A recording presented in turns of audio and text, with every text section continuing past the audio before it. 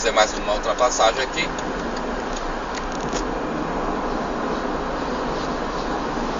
Observando sempre se não tem nenhum veículo à sua esquerda.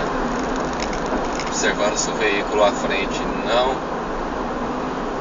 está querendo fazer alguma ultrapassagem.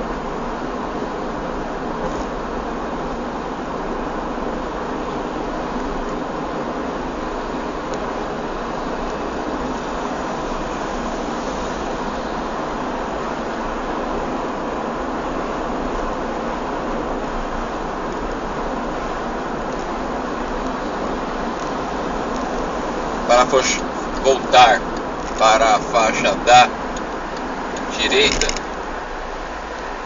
sempre observar aí se não tem nenhum veículo se aproximando, para fazer então o retorno